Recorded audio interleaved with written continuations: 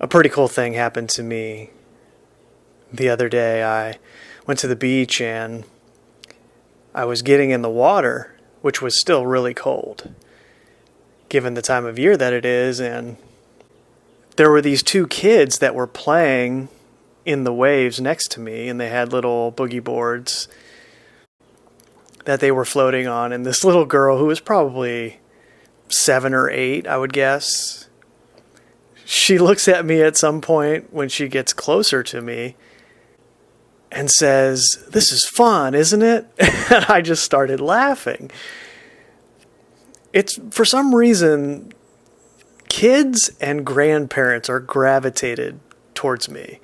I don't know why, but I always have these interesting encounters with kids and grandparents, and they're always very open when we talk. Anyways, she says, "This is fun," and I smiled and I said, "Oh, I don't know, it's cold."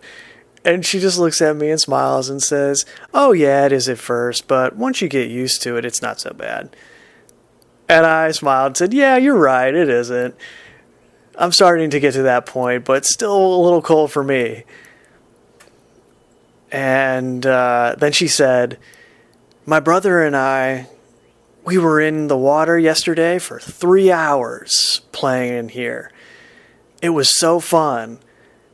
And I just started laughing and I said, "Oh yeah, I remember those days when I was in the water playing for that long, and that doesn't happen now though. I'm old. I don't have fun like that anymore." And she started laughing.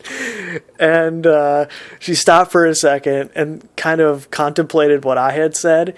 And then in the most innocent way, she just smiles back at me and she says, "Well, you should probably just have fun again." And I just was so taken aback by the wisdom that had just come at me from this child that I didn't quite know what to say. I just smiled for a second, and then I finally responded with, "Well, I really hope that you never forget what you just told me." And then she just kind of smiled and went back on her way and didn't really respond to that anymore. We kind of floated away from each other, but it really is true how correct she was. But life gets in the way. We are responsible adults. We have so many things on our mind, and we lose sight of the wisdom that we knew when we were much younger. Because it's funny, then I observed later in that day 2 teenage girls. I don't know how old, but you could tell they were teenagers. And I observed them standing at the shoreline, holding up their cell phones, taking, I counted at least 10 different shots of them making different poses, having different facial expressions, putting their hair one way versus another way. Over and over again, they were sitting there taking this selfie in front with the ocean as their backdrop. Just took picture after picture after picture. And it's like that epiphany moment, that light bulb going off in your mind where it says, aha, you see, compare that to what you just experienced with this little kid that has no concept of the things that these teenagers now have concepts of. And those teenagers were just as innocent as that little girl in the ocean was at one time. But it was normal for them to get a smartphone. Everybody else has one. By the time they were 12 years old, all of their friends had one, so they got one too.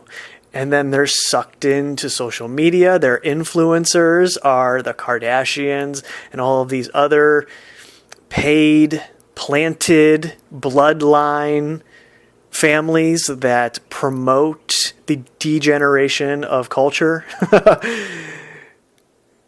Although they would view taking a selfie as the most innocent thing imaginable, they don't realize how disconnected of a moment it is to be in the most beautiful place on earth, at least according to me, the beach, and be consumed with capturing it in this device and sending it through the Ethernet to all of the other people that are plugged into their devices, not experiencing life.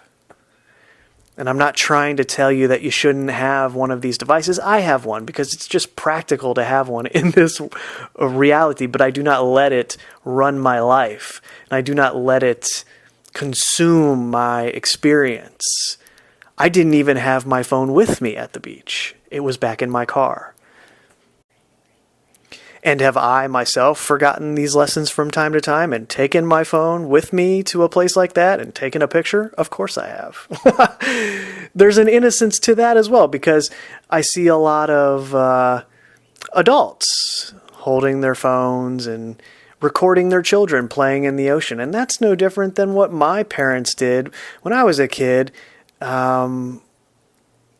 with camcorders, the handheld camcorders, taking video of us just to have as memories.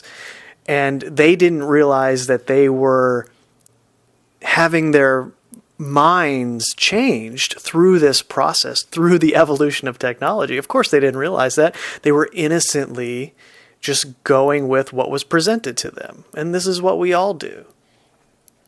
So it would be easy for me to judge these people given where I am at now with it, my understanding of it that is on a different level than they have experienced. But what would be the point of that? You see, if I did that, I would be missing the point that this wise young child reminded me of. You should probably just have fun again. Genius. You are a genius, young lady. That's what I should have told her.